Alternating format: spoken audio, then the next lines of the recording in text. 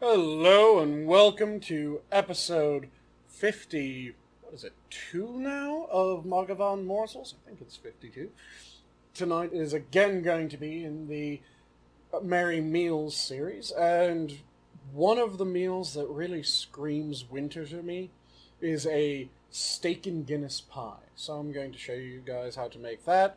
I do have some good beef. This is one of those cases where you don't want to go for really high price cut, so none of the normal steak cuts.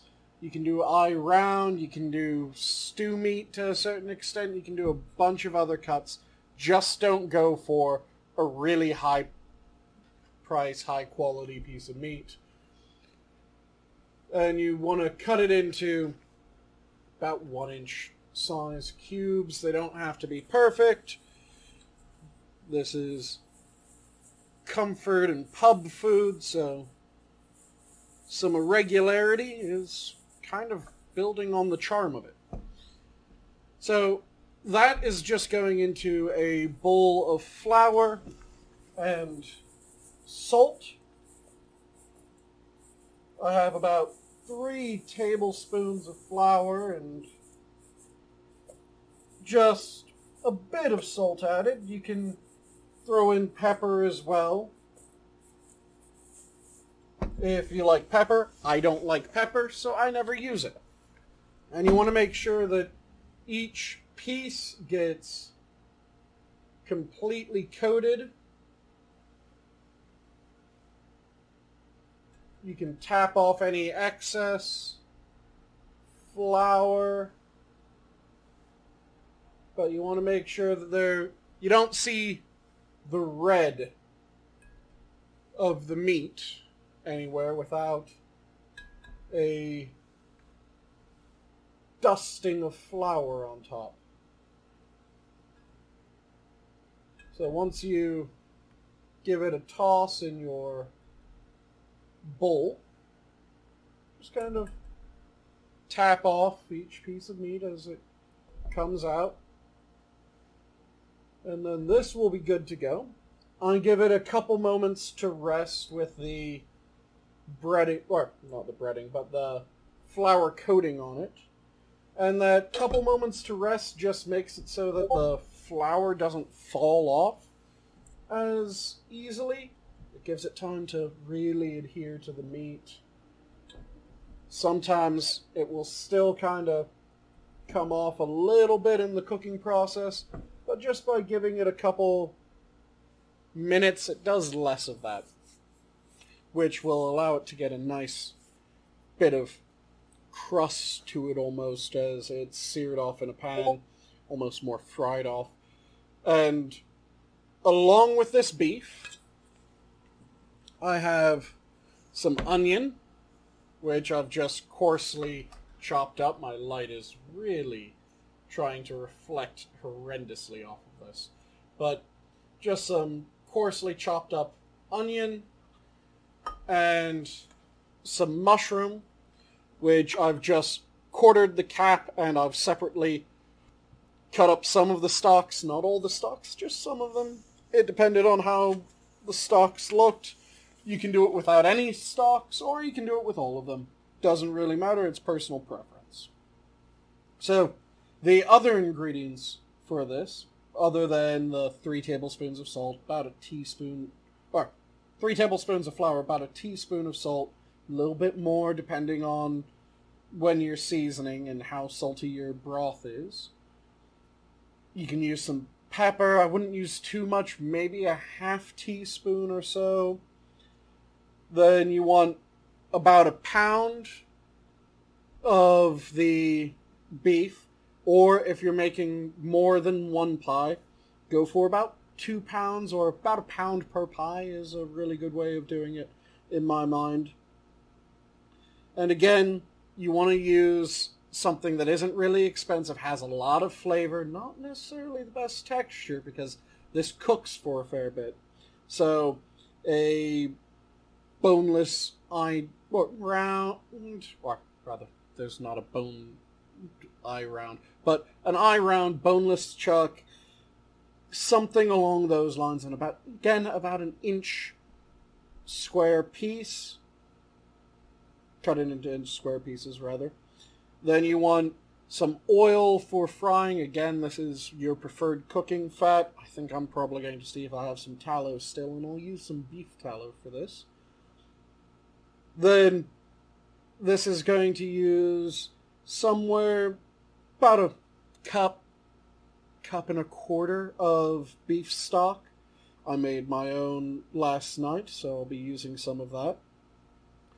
1 onion, some mushrooms, not sure exactly how much, maybe about 8 ounces of mushroom. Then it's also going to use some tomato paste, some thyme. Fresh thyme is preferred. I don't have fresh thyme, so I'm going to be using some dried thyme. And then, of course, the Guinness, or just a really nice stout if you aren't using Guinness. And some puff pastry is going to be the crust. But I'll show you guys all that as we go. So I will join you guys in the kitchen, and we'll just start off the next few steps. See you there. Okay, so here we are in my kitchen. The tallow has come up to temperature in my skillet here, and the meat is just going to go in small batches. And I'm just going to make sure that it gets browned up on all sides.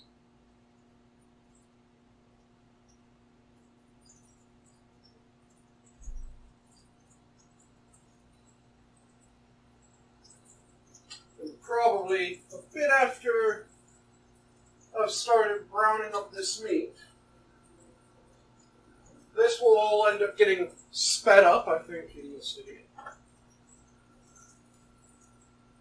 And voiceover will take over rather than my voice while I'm cooking, so the sound quality will be a little bit better, but you won't be able to hear the sizzle and all that, which I apologize, but it's the best way to make sure that the sound comes in nice and clean, let you see everything without it taking forever, because there's a lot of sauteing off different things, making sure that they get browned, moving them back to this pot back here, which that pot is going to be the one that I allow the broth and some of these flavors to start cooking down, just marrying together beautifully.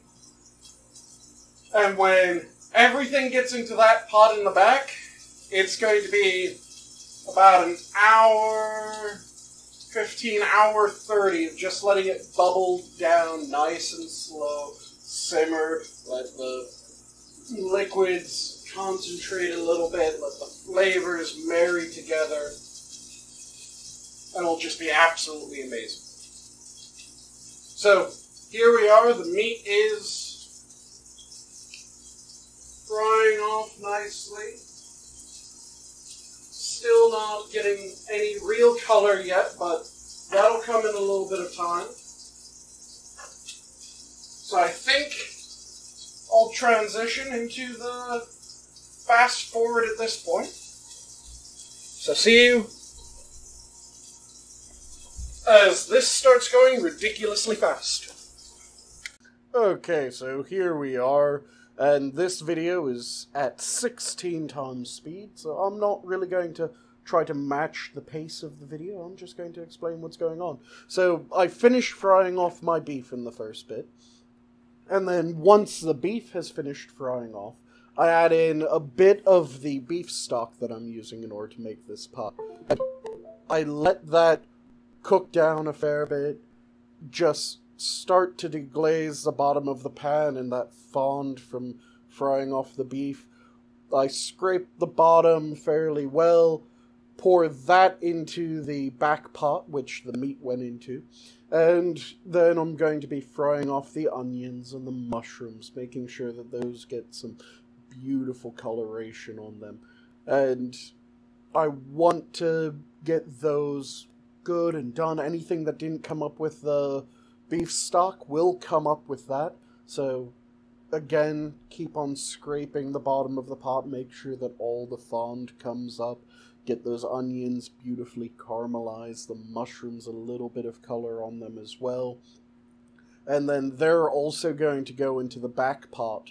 Then that back pot's going to come to the fore, going to pour in the beer with that, and a little bit more beef stock, and I'm just going to let it bubble away, covered after everything's in, until that broth in the beer becomes this thick, unctuous sauce, which is going to be the gravy for the steak and Guinness pie. It's going to be absolutely amazing. So I'll join you guys back once it's done.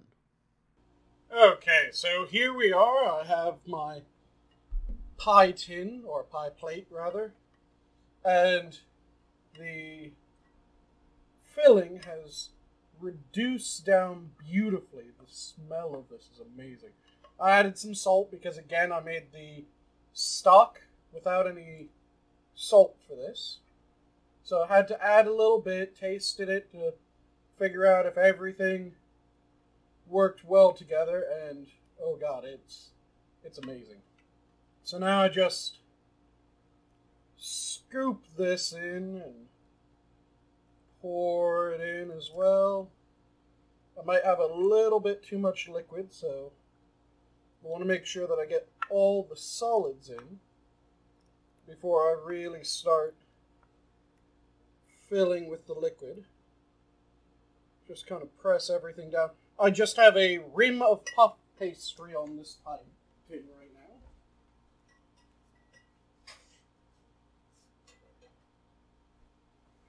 My oven is preheated to 425.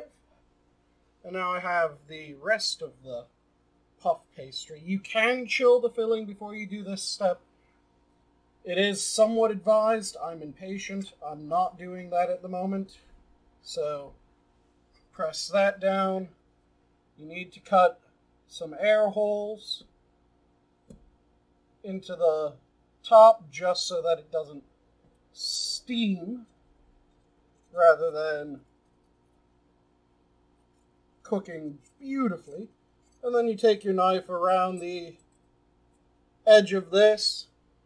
You do want to press down on the edge, that way that little collar of puff pastry that was there before gets adhered to this top layer of puff pastry.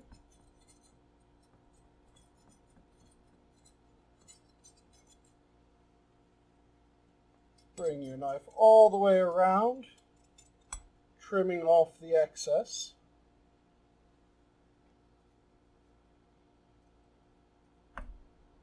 And there we go.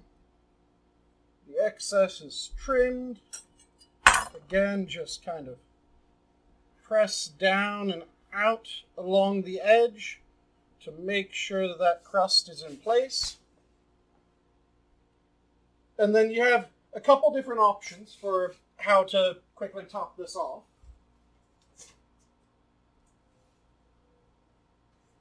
One option is you just brush it with butter. One option is you do it with an egg yolk. I have some eggs.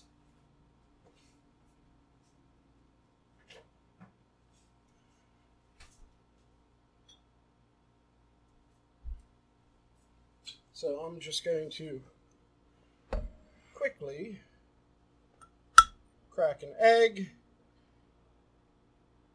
And let me grab another bowl because I need to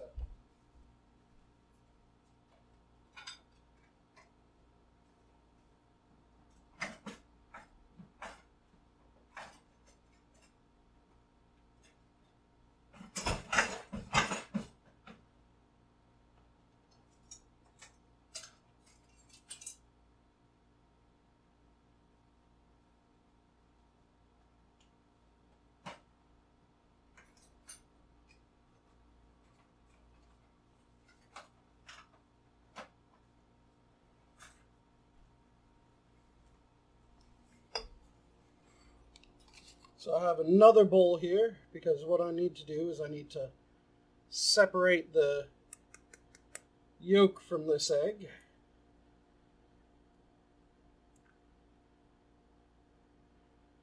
So I'm just going to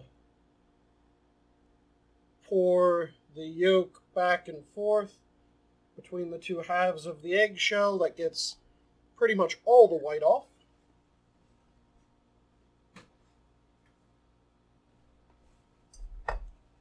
Then get a brush in here. Unfortunately, I don't have a good pastry brush, but this one will do the trick. And just give this a painting on the top. That'll just allow it to get a bit more color. With a pastry brush rather than this brush, you get a bit of a more consistent crust, but this works just fine. And now this is going to go into the oven, so I will see you guys after this comes out.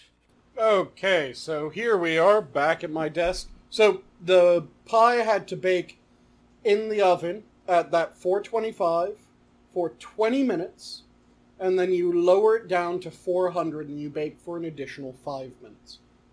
The egg, because it ended up coming out a bit thick on the top, just because I didn't have a proper pastry brush, is a little bit darker than it would normally be, but it's going to be absolutely delicious. So the puff pastry really puffed up beautifully.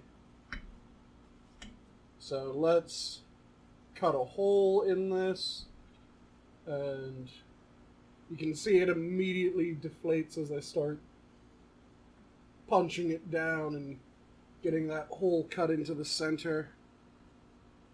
There we go. So you can see the puff pastry formed up nice and high in this. Ooh. Ooh. Very hot. But oh god, the flavors. So you can season it more if it needs seasoning more. The way that I tend to do it is I'll kind of sprinkle the seasoning down into the hole after cutting a vent right in the middle. As you can see, the meat is just absolutely falling apart. Amazing flavor to it. So let's take a bite of this. This is going to be really hot. Let's get a little bit of that puff pastry crust on the fork as well. Ooh.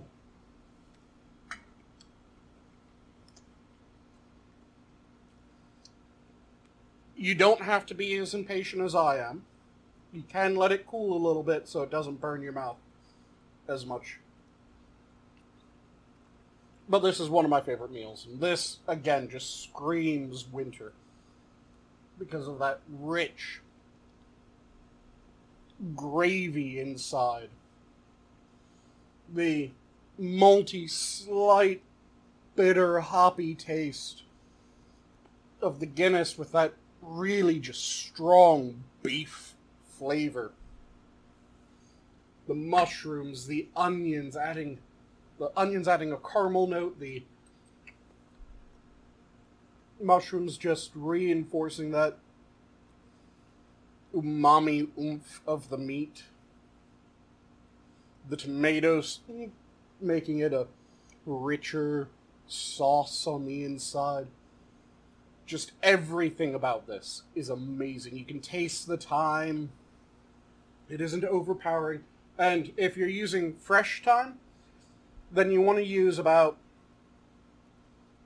2 teaspoons of fresh thyme. If you're using dry like I did, then you want to use about half of that, so about 1 teaspoon. This is just absolutely amazing. And just look at that beautiful, steaming pie. Ooh. Ooh.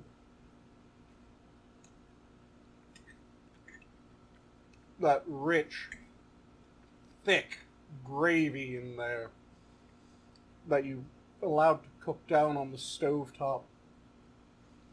So it got nice, thick, and it has a creaminess to it, despite there not being cream in it, just because of how much it cooked down, and the tomato paste just rounds out that flavor.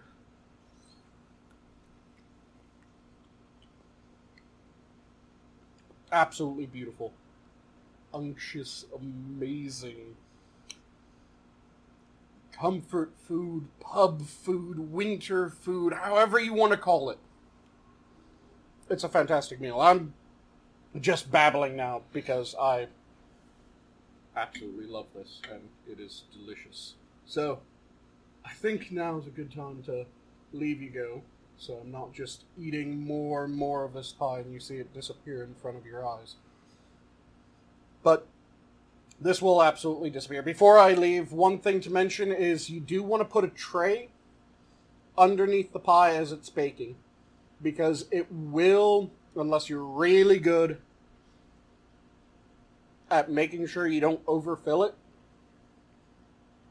it will kind of bubble up a little bit, and you can have some bubble over, spill over.